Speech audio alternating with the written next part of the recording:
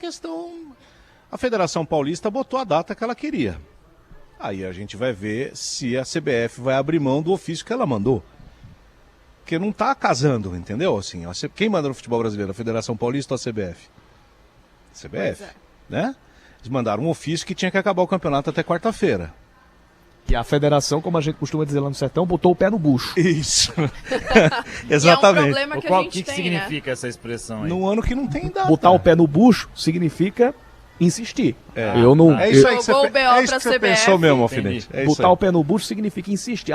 Eu não abro mão daquilo que eu quero. Eu quero terminar o campeonato dia 27, eu vou terminar o campeonato dia 27. Acabou-se. É lógico que pro Paulistão é melhor, pro campeonato, pra final, que todo mundo esteja disponível, né? Os convocados do Palmeiras e também do Mas Corinthians. engraçado que a CBF não tá fazendo o menor esforço para isso acontecer, né, nessa final. Mas quando foi na Copa do Brasil do ano passado, pro jogo Que do é Flamengo dela. e Corinthians, ela fez questão de mudar. Exato. Então, assim, você vê que não tem um movimento pro futebol brasileiro ser melhor no contexto geral, né? É cada um fazendo o que quer, na hora que for melhor, que for mais interessante e tal. E aí, infelizmente, fica nessa situação ridícula, né? Ridículo. A final E que prejudica ser os clubes, no meio né? de uma data FIFA, a CBF não se esforçar para mudar. Cara, é triste, né, pro nosso futebol. Depois a gente leva de 7 e não. Né? Ou de 6 na base. E aí ninguém vai ver o jogo da seleção e uma coisa acaba espirrando na outra, né? É lamentável. Esse né? problema de calendário a gente já vem tendo há muito tempo, né? Eu falo o próprio Abel fala muito sobre isso e tiram um sarro, né? Falando, ele quer mandar no futebol e tudo mais. Mas, friamente, né? Se você for ver, realmente não tem como. O atleta não aguenta, quem trabalha, né? A gente não aguenta. Exato, quem trabalha, né, nos bastidores também não aguenta, é muito esforço, assim, é um absurdo o que a CBF faz com esse calendário, né, apertado, e que a gente não consegue ter uma folga, né, não é nem por trabalho mesmo, é porque, assim, não tem respiro, então, assim, para performar, né, pra gente ter um espetáculo melhor, assim, não tem como, né? Não tem como. A gente aqui tá falando da seleção brasileira. Faz quanto tempo que a gente não vê aí um jogo de seleção que dá pra encher os olhos, né? Então, assim, ficou lá em 2002. Então é bem complicado mesmo. E olha que lá em 2002, Bernardo Ramos, e antes, naquele ciclo da Copa de 2002, a gente já não tinha, aquele ciclo já não foi de encher os olhos, só veio encher os olhos na Copa mesmo. Eu acho que tem dois aspectos importantes aí nessa história. O primeiro deles é o fato de o Campeonato Paulista ser o mais inchado do futebol brasileiro, né? São 16 times.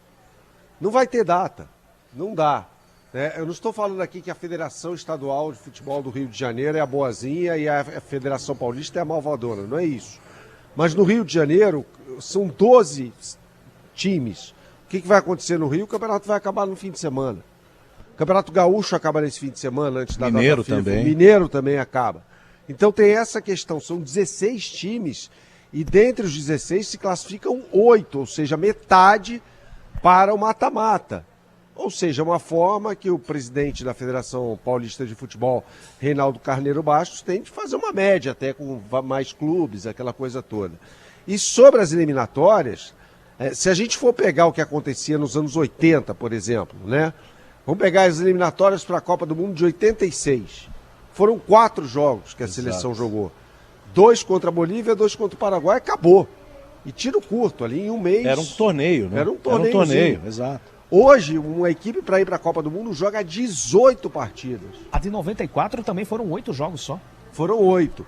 Mas antes eram 4. A de 90 Exato, foram de 4. 90 foram 4, exatamente. Venezuela e Chile, ida e volta. Isso. E acabou. Então se jogava ali em um mês. Né? Hoje não, são 18 jogos. É muita data FIFA. Então o calendário não tem como aguentar. Não cabe tudo isso num ano. E o ouvinte da Band News FM tem que ficar ciente de uma coisa. Isso aí é uma briga política de todos os presidentes de federação. Acho que o único que tem uma pretensão real de um dia estar na CBF é o presidente da Federação Paulista, que, embora já tenha tirado foto com o lado do Edinaldo, a gente sempre soube que ele é de um outro grupo.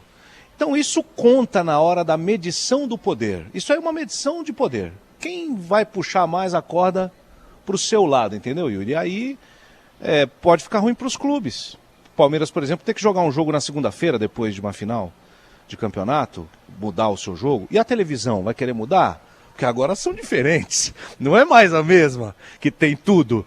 E aí, como é que vai ficar isso, né? Tem outra coisa muito importante quando a gente fala sobre a temporada de 2025.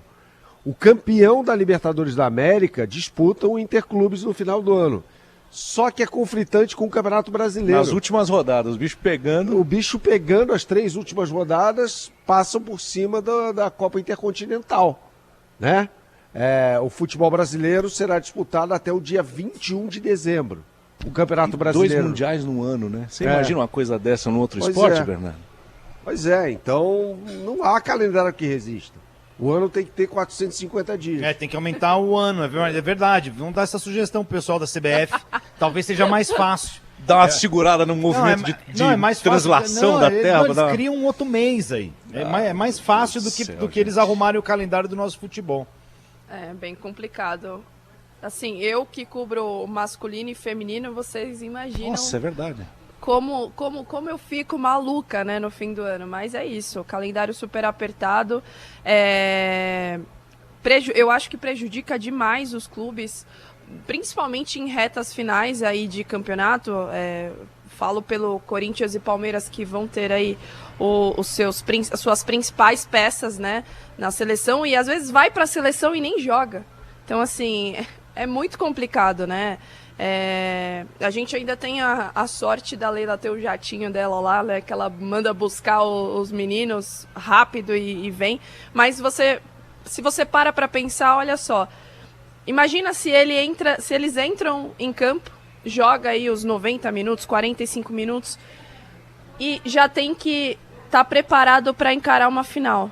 Não tem atleta que aguente, gente. Mas já aconteceu isso. Eu me lembro muito bem de um episódio em que o Corinthians foi vítima. Uma das coisas muito raras que aconteceu, que é o Corinthians perder para o Atlético Mineiro.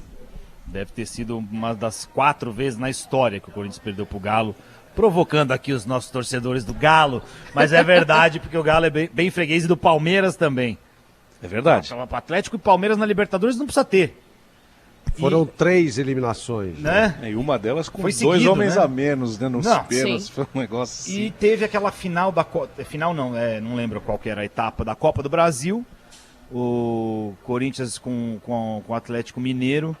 E o Corinthians ganhou o jogo aqui na Neoquímica de 2-0, pode ser? Foi isso aí, 2-0. 2 Foi 14, né? 2-0 e vai jogar contra o Galo lá. E alguns jogadores do Galo estavam convocados. Diego Tardelli.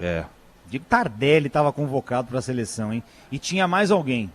Não lembro quem. Tinha mais um jogador do Atlético que estava convocado também. Eles saíram do jogo direto pro avião fretado, voltaram, acho que era no dia seguinte o jogo. E o Corinthians fez 1-0 lá, depois perdeu de 4-1 e foi eliminado. Então eu me lembro muito bem dessa...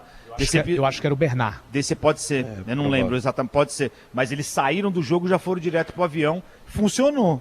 Deu certo dessa vez. Nos anos 90, o São Paulo foi campeão mundial e voltou para decidir um paulista. E Em perdeu. 92, ganhou. Ganhou, né? Ganhou do Palmeiras. Exatamente. O Palmeiras ganhou o 92. primeiro jogo 4-2, foi jogar o Mundial contra o Barcelona, voltou e venceu o segundo jogo 2-1. Então a gente já viveu muita loucura no calendário. Acontece, aqui, né? pra você ver que já é uma zona faz tempo, entendeu? Eu acho que o mais triste de tudo isso é o seguinte, a primeira rodada, o jogo que abre o campeonato é Palmeiras e Botafogo, os 2 últimos campeões, uma rivalidade que cresceu pelos títulos que os 2 conquistaram, meio que um em cima do outro ali.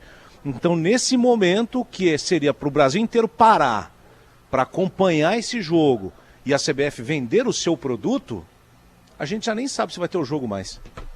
Porque vai depender da final do estadual e tal. Então isso aí é péssimo, né? Para o produto futebol brasileiro, na verdade. Porque os caras não conseguem se organizar.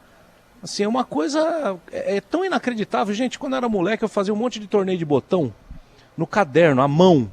E nunca aconteceu isso nos meus campeonatos. Eu acho que respeitei a data até FIFA, para o né? torcedor também é difícil, né? Porque tem muita gente que acompanha o time, se programa, Tem viagem. vive disso, né? Tem gente que vive disso. E até a gente mesmo, como, né, profissionais aí da comunicação que se programam, ou às vezes tem outros tipos de trabalho, né, que a gente precisa estar ali acompanhando, cobrindo, e não consegue se programar, né, em tempo hábil para poder estar ali naquela partida que às vezes é tão importante quanto outras, né, e não consegue aí se organizar, porque o calendário é totalmente, né, assim, Maluco. maluco.